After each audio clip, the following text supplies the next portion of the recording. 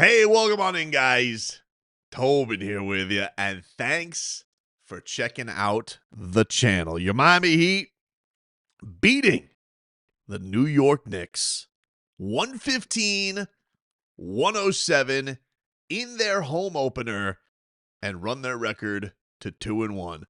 It was, and I don't think I am exaggerating when I say this, goosies on top of goosies on top of goosies on top of Goosies galore! All right, the rest of my house is sleeping. I don't want to wake them all up for a regular season game. Well, let me tell you something, dude. Enjoyed the holy hell out of today. I was in the radio booth today with Jax, Amy Audibert, Solana. I was filling in for Tommy Tig. Shout out to the entire crew there, Ben Rivera, Gary Abar, everybody on the radio broadcast today. We had a grand old time because the Miami Heat sent the New York Knicks packing with a big-time win today.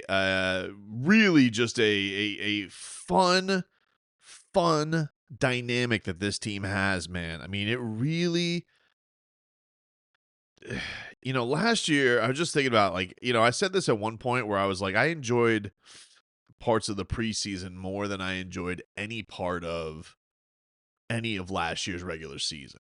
And one of the things that has really been missing has been taking advantage of home and getting big-time home wins and making it mean something to play in that building. And not to get all sentimental on everybody, but like they did the honoring of Mike Biamonte today, and you're just like, man, home games are just never going to be the same without Mike B. Man, he's the best. He's an element. He is an icon in that building. And I'd really love it I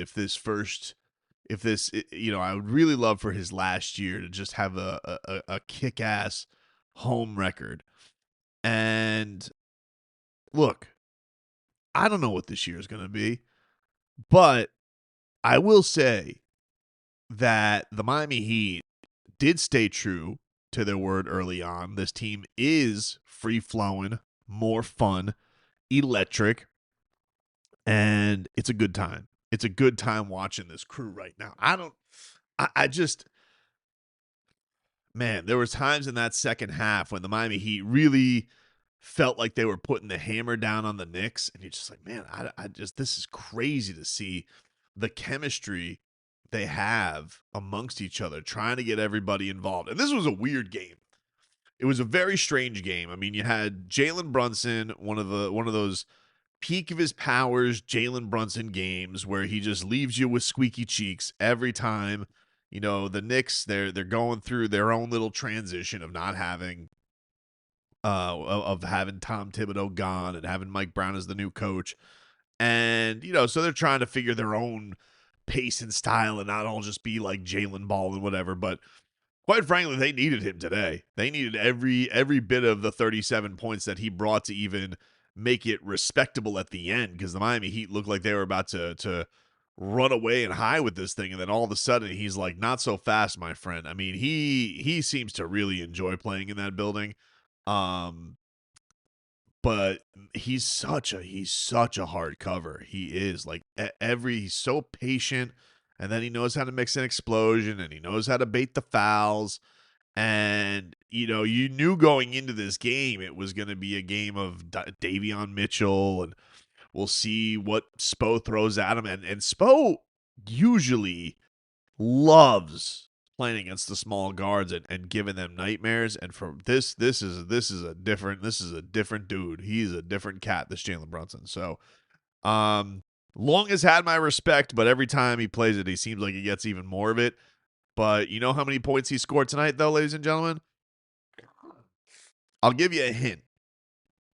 It was not enough, dude. That's how many points he scored. Not enough. That's how many points. And let me tell you something right now. I got to say something. This Bam Adebayo, okay? Because this is going to go undersold today in a game where, he did not have the prettiest game shooting, although he did have the coolest alley-oop dagger ever and basically told all the Knicks, see you, dude. But there was a point in this game Jalen Brunson is cooking everybody. They're throwing Davion at him. They're throwing Wiggins at him. They're throwing Drew Smith at him.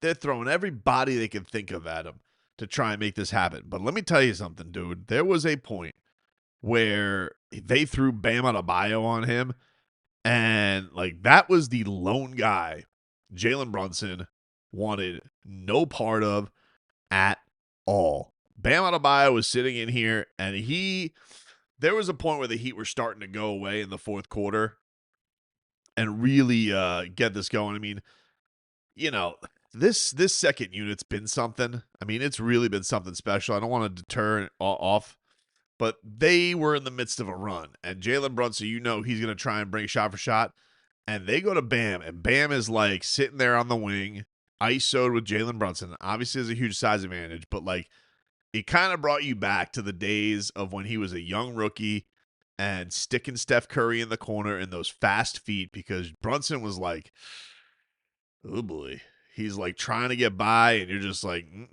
not doing that, dude. And he couldn't get by. He was getting everybody, but he couldn't get Bam. I'm just like, man, that dude. The fact that this guy wasn't on all defense last year is such a joke, because he is such a freaking demon.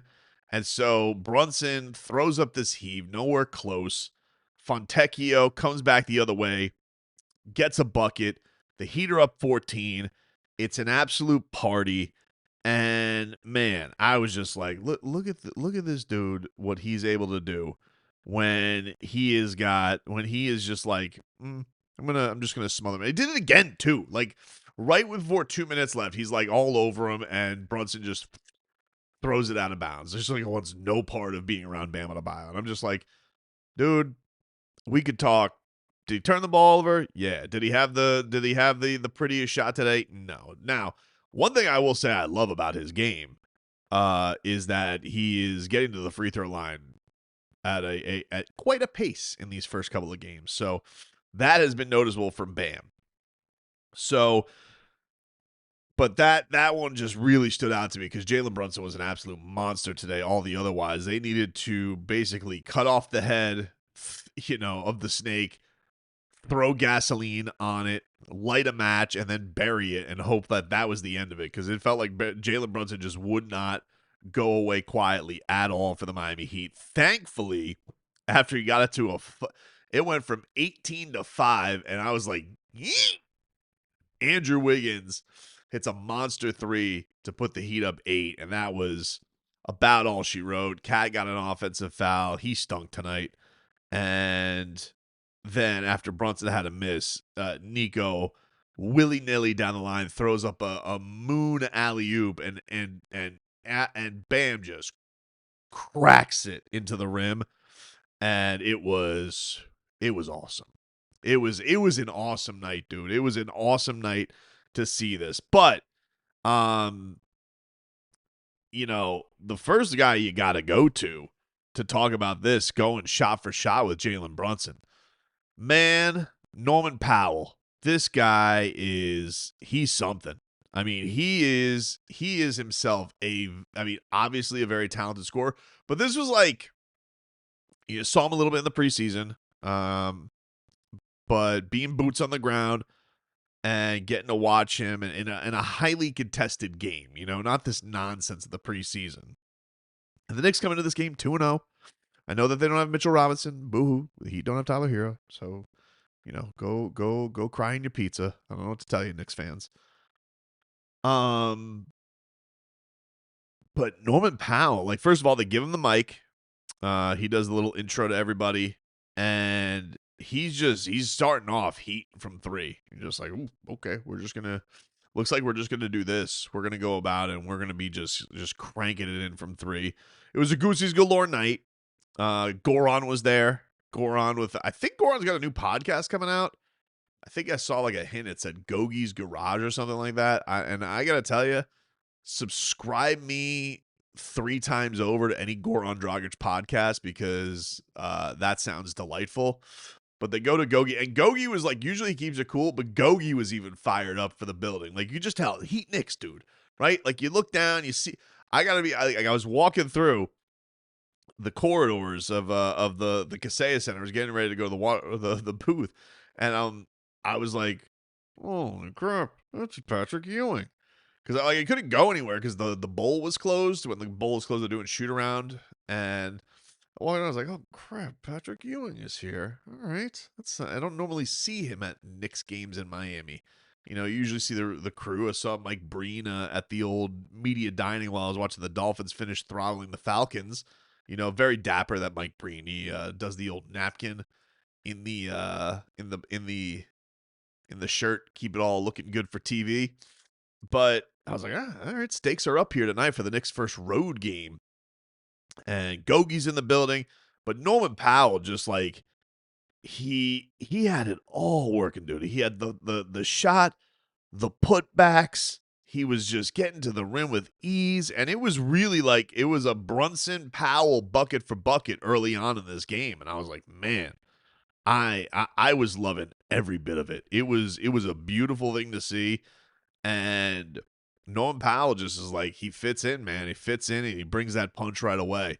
It has been, I can't believe the Heat got him for now. Like, I watch him play and I'm like, respect to the Clippers. Know that he needs a new contract and we'll see what happens with that.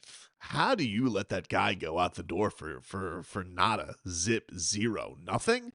That's crazy to me. He's so good. Did you know he was this good? He's good. Norman Powell is good. I am like, wow. I love watching him play basketball. And the other thing that was noticeable today, he's got this thing about like he's got a sneaky way of like stealing the basketball, dude. Like he's just like he kind of just always like kind of you always see like when Jimmy was great with off-ball stuff, like getting into passing lanes, but he does like this really sneaky like little low on the dribble back tap on the dribble with like a little hand to get in there, and I was just like, ooh, sneaky Mr. Norman Powell. So he and Brunson did the majority of the scoring in that first quarter. 13 for Powell, 11 for Brunson. We get to the second quarter, and this Jaime Jaquez, I mean, what can we say about him? He has been incredible for his first 3 games. Incredible. This man is been a downhill demon, Triple J. He has been just getting his head down, flying to the rim. And it was interesting because the game started off today, and Jaime, you could tell, like, it was like one of these things where like it looked like guys were trying to be a little physical, slow him up, and he was almost kind of like letting their defense dictate that to him again. A little bit of a wonky game. The Heat, the Knicks, they weren't shooting very well. They were shooting like 40% in the first half. So guys were finding some footing. But, man, he got on the run. And you were just like, oh, he got one to fall. And just like, bing, there it is. Green light for Jaime Jaquez. And it was like, meep, right down the court. That hair was flowing. The buckets were falling. He was looking so damn good. He just no hesitation. He's like shot out of a cannon to get down the court, and he's really turned himself into just such a great catalyst for this second unit. This second unit with Jaime, Nico, Simone Fontecchio, and Drew Smith, let me tell you something about Drew Smith. Needle mover Drew Smith. Drew Smith had this point where there's a loose ball off of Karl Anthony Towns. And mind you, there was already a loose ball challenge that went against Drew Smith. And he was like, and you were like, Drew Smith would never. He would never. So the Knicks win that challenge. And Drew Smith's like mission is, I'm going to get that back. And by George if he didn't, like right off the bat. And he looks at Spo and he goes, because he doesn't want to be like the hope review, but he looks at Spo and he kind of goes, and Spo's like, Drew, you don't even need to. Eric Spoelstra trusts the word of Drew Smith, more than a judge, more than a surgeon, whoever. The most trustworthy voice Eric Spoelstra will ever go to is Drew Smith, because he goes to the challenge and he's just like, if Drew says it, I follow. And that was the case. And this guy, man, he just does such a great job because, it started off a pretty tough night for Davion Mitchell. Defensively, got some tough calls and got in early foul trouble. So you needed Drew Smith. Especially against Andrew Wiggins. But man, he was just very impressive tonight. That second unit, man, with those guys, Fontecchio, this Fontecchio. I mean, he's come out, and Spo said this today after the game. I think Brady asked him a question about him, and he's like, yeah, he's got the ultra green light. And he's just come out 13, 14, 14. Every single game, he's come out. He's made 5-6 buckets. He's made multiple three-pointers. He's given you 4 rebounds, couple of assists. He's just been dynamite. He's been absolute dynamite for the Miami Heat, finding the right spots. He is just everything's in the flow. He's not forcing anything. And just as a team, they're not. Like, this wasn't even the prettiest shooting game today. And I think both sides could say that. Like, the Knicks, I'm sure, could see this. But there was a big difference when we got to the third quarter. Because the third quarter was just like everyone's getting downhill. And the Knicks couldn't stop fouling the Miami Heat. And I think they got to the free throw line. I think it was 15 times in the third quarter it ended up being. It was 13 of 15. 13 of 15 from the free throw line. Really, really impressive. Really, really impressive. But yeah, I mean, it was a great performance by these Miami Heat, and just a spirited effort all around. I just love the vibes of this team right now. I like the jokey jokes. Simone's breaking down the huddle afterwards. Just nice, man. It's an enjoyable brand. The coach feels like he's in a great place right now. And even still, you know what I like about it? The team seems like they're in good shape. They got practice tomorrow for in between home games. This Eric Spoelstra feels like he's gonna work these guys, but they're enjoying it. Like they feel like they're playing free flowing right now. They're looking for their stuff. And you got to win tonight against the New York Knicks, who everybody loves. Everybody says in the East they're going to be the best team. And the Heat haven't looked overmatched. I mean, obviously, the Memphis game, forget it. They blew the doors off them. They did not seem overmatched tonight, even with the characters missing on both sides. The Orlando game definitely didn't feel overmatched. It was just underwhelming how it ended because it seemed like it was right there within their grasp. But this Miami Heat team has looked good. I think we can all say, like, I mean, sure, guys could go into big slumps. I mean, yeah, but I don't think there's outrageous stuff happening here. Even the development during the game that I thought was good, because Kalel didn't have like this monster game today. But man, did he bounce back strong in the third quarter? Because like the big thing that was the big crux for Miami in this game was the rebounding, and Kalel came out and he had like 6 rebounds in the third quarter, and I was like, that's it, kill that. And the Heat really felt like they took control of the pace of that game in the third. They felt like they were in a spot. They had a 7-point lead by the end of it. And man, I mean, dude, just it really was like Jaquez and Jovic. I mean, Jaquez was doing such a good job of getting in the paint, spraying out to his shooters. He had a beautiful one to Nico. Drew Smith, hounding fools, getting the Knicks to throw it away. And then you had a Jaime Jaquez fade away, and he just has it going for him so good right now. It was like rolls in there nice, and you just see the hair quaff down the lane. It just felt like a really, really, really great job by Miami in the second half, adjusting to what the game was bringing. Yeah, Karl Anthony Towns stunk up the joint, couldn't hit a 3, couldn't hit water if he fell out of a boat, whatever. And he got one to drop, and then you're like, uh-oh, this is going to be go time for him. There was a weird spot in the third quarter where Bridges got a flagrant foul on him from Norman Powell because Norman Powell closed out too recklessly. So that was a flagrant foul. And he came right back, and he ended up getting a foul and a three-point shot. And it was like whatever mistakes the Heat made today, like the guys made an effort to just go and make good on it right away. And I love that about this team. I loved how they brought it today. And then the start of that fourth quarter was just dynamic. We talked a little bit about the start of the video. Um, yeah, I mean, just an absolute great win. Anytime you beat that team, Riley and Zoe were like embracing. It was, like doing the thing where they're grabbing his arm, they're smiling, they're having a good time. The Heat were up by 18, and yeah, it got squeaky cheeks there at the end because Brunson's a monster. But all in all, Miami gets this win tonight and improved to 2-1. And I think you've just liked a lot of the elements of what this team brings. Norman Powell's an absolute pro scorer. Davion Mitchell has gone into the